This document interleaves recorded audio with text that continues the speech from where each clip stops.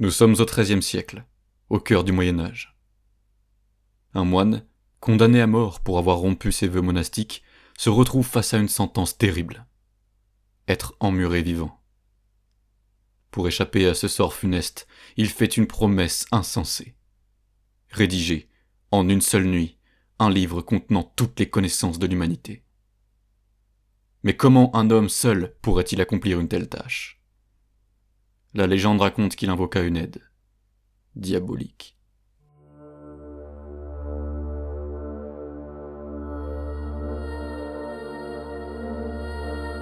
Bienvenue dans Chronique d'une image, la série où chaque image nous plonge dans une histoire fascinante, entre réalité et mystère. Aujourd'hui, nous allons explorer l'un des livres les plus énigmatiques et impressionnants jamais créés, le Codex Gigas, également connu sous le nom de la Bible du Diable. Vous pouvez voir une image de ce livre monumental en couverture de ce podcast. Pour les adeptes de l'émission, je sais ce que vous vous dites. Encore un manuscrit ? Oui, mais celui-ci n'a rien à voir avec le manuscrit de Voynir. Cet ouvrage, vieux de plusieurs siècles, est si grand et si lourd qu'il nécessite 2 personnes pour le soulever. Mais ce n'est pas seulement sa taille qui le rend fascinant. Le Codex Gigas est entouré de légendes sombres, de mystères historiques et d'une réputation qui a traversé les âges. Alors préparez-vous à plonger dans l'histoire de ce livre colossal, où la foi, la peur et le surnaturel se mêlent pour créer une légende qui continue de captiver des esprits curieux.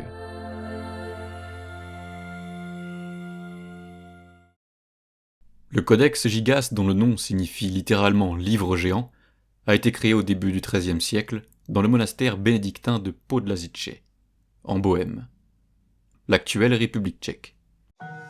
Ce manuscrit est si important qu'il mesure près de 90 cm de haut, 50 cm de large et pèse environ 75 kg.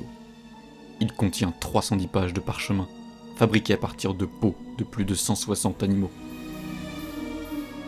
Mais ce qui rend ce livre vraiment unique, ce n'est pas seulement sa taille, mais son contenu. Le Codex Gigas est une compilation de textes religieux, historiques, scientifiques et magiques. On y trouve la Bible en latin, des textes médicaux, des formules magiques et même une chronique de l'histoire de la Bohême. Alors oui, vous n'avez pas rêvé. J'ai bien dit formule magique. Je vous en dis davantage par la suite.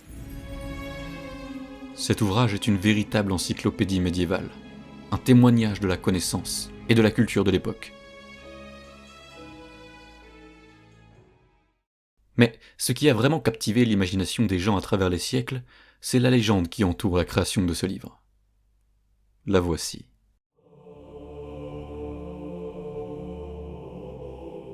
Nous sommes au Moyen Âge. À cette époque, la religion occupait une place plus qu'importante dans les différentes civilisations. Alors, lorsqu'Hermann le Reclus, un moine de l'ancienne République tchèque, rompt ses vœux monastiques, les frères de son couvent se doivent de lui infliger une sentence terrible. Et elle le fut. Son sort, être emmuré vivant. Pour échapper à son horrible sentence, il aurait proposé de créer, en une seule nuit, un livre contenant toutes les connaissances de l'humanité. Rien que ça. Toute la nuit durant, il écrivit sans relâche.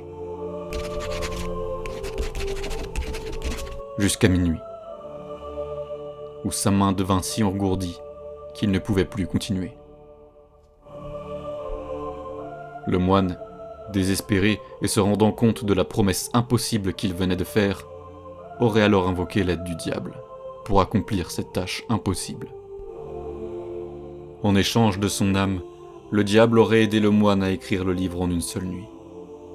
Et c'est ainsi que le Codex Gigas serait né, avec une célèbre illustration du diable en pleine page, qui a valu à l'ouvrage son surnom de la Bible du Diable. Cette légende, bien sûr, est probablement une exagération, mais elle reflète l'aura mystérieuse et presque surnaturelle qui entoure le Codex Gigas. Comment un seul homme aurait-il pu écrire un livre aussi monumental en si peu de temps ? Et pourquoi cette illustration du diable si détaillée et si effrayante occupe-t-elle une place si centrale dans le manuscrit ? Une exagération alors ? Eh bien, Pas tant que ça. D'après une étude très sérieuse menée par National Geographic, les 310 pages du manuscrit contiennent une écriture si régulière que cela ne peut être l'œuvre que d'un seul homme. Pourtant, même si ce dernier avait été écrit par plusieurs personnes, les chercheurs estiment qu'écrire l'entièreté du Codex Gigas aurait dû prendre plus de 20 ans. Et cela sans réaliser les illustrations ni les embellissements. Oui, car le Codex Gigas est un véritable trésor artistique. Orné de somptueuses enluminures, réalisées à la main. Ces illustrations, peintes avec des pigments d'or et des encres aux couleurs éclatantes, confèrent au manuscrit une richesse visuelle exceptionnelle.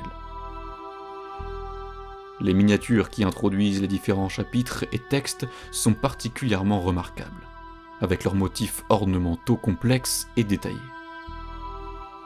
Les lettres majuscules qui ouvrent chaque section sont magnifiquement travaillées, occupant parfois une grande partie de la page pour créer un effet visuel saisissant et captiver immédiatement l'attention du lecteur. Ces éléments artistiques témoignent du soin et de la maîtrise déployés dans la création de ce manuscrit unique. À l'époque, garder la même vigueur et la même santé pendant plus de 20 ans était tout bonnement impossible. Alors, si on y ajoute à cela le soin utilisé dans les visuels du codex, comment cette écriture peut-elle être si régulière ? Serait-ce là l'œuvre d'un homme ou du diable en personne ? Mais ce n'est pas sa légende qui lui a valu d'être considérée comme la 8e merveille du monde au Moyen-Âge. C'était bel et bien son contenu. Le Codex Gigas est bien plus qu'un simple recueil de textes religieux. C'est une véritable fenêtre sur le monde médiéval. Un mélange de science, de magie et de foi. Parmi les textes qu'il contient, on trouve des passages de l'Ancien et du Nouveau Testament, des traités médicaux, des formules magiques et même des incantations pour exorciser les démons. Mais ce qui attire le plus l'attention et qui lui a valu son nom, c'est l'illustration du diable qui occupe une double page entière. Cette image, haute de près de 50 cm, montre le diable sous une forme grotesque et terrifiante, avec des cornes, des griffes et une expression maléfique. Cette représentation a alimenté les rumeurs selon lesquelles le livre aurait été créé avec l'aide des forces démoniaques. Mais le Codex Gigas n'est pas seulement un livre de peur et de mystère. Il contient également des textes qui reflètent la quête de connaissance et de compréhension du monde médiéval. On y trouve des traités sur la médecine, l'astronomie, et même des recettes pour soigner les maladies. C'est un témoignage de la complexité de la pensée médiévale, où la science et la magie se mêlaient souvent. Le Codex Gigas a longtemps été considéré comme un ouvrage maudit, créé avec l'aide du diable. Mais est-il possible que ce livre, aussi impressionnant soit-il, ait été créé par des moyens purement humains ?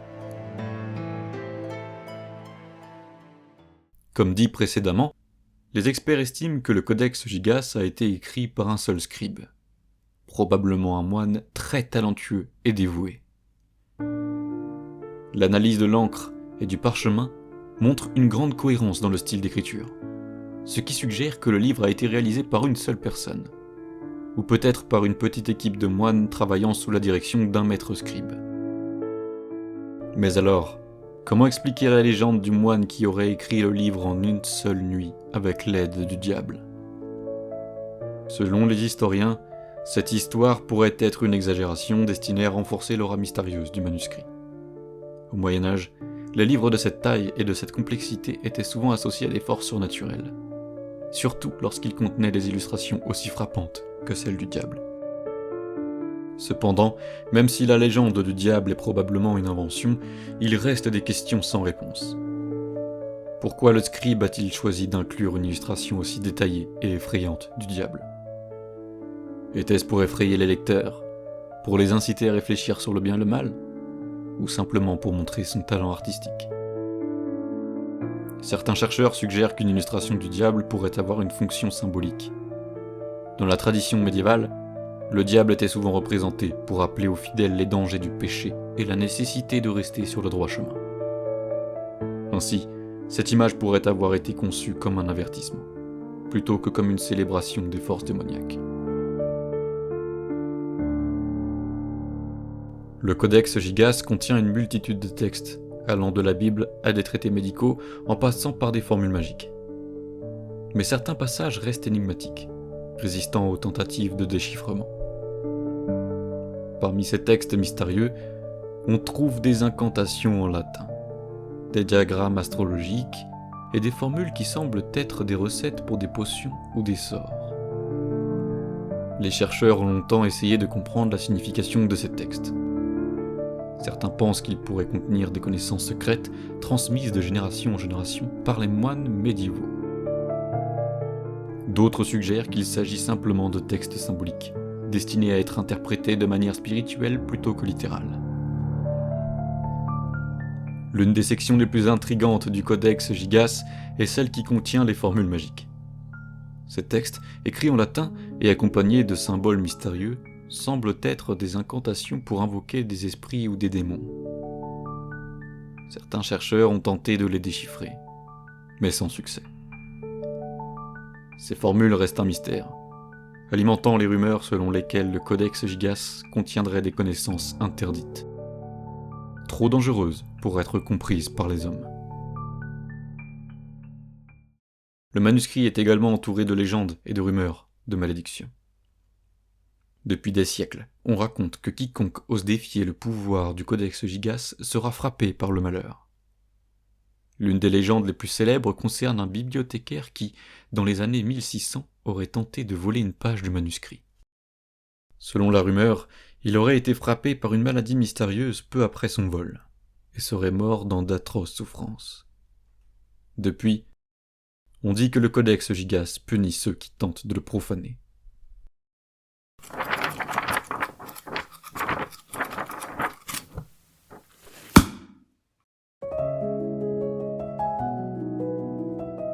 Mais ces légendes sont-elles fondées? Ou sont-elles simplement le fruit de l'imagination des gens, alimentée par l'aura mystérieuse du livre? Les chercheurs modernes restent sceptiques, mais ils admettent que le Codex Gigas a un pouvoir indéniable, celui de captiver l'imagination et de susciter la peur. Aujourd'hui, le Codex Gigas est conservé à la Bibliothèque nationale de Suède, à Stockholm. Il est considéré comme l'un des trésors les plus précieux de la bibliothèque, et il est rarement exposé au public, en raison de sa fragilité. Cependant, des reproductions numériques ont été réalisées, permettant aux chercheurs et aux curieux du monde entier d'explorer ces pages sans risquer d'endommager l'original.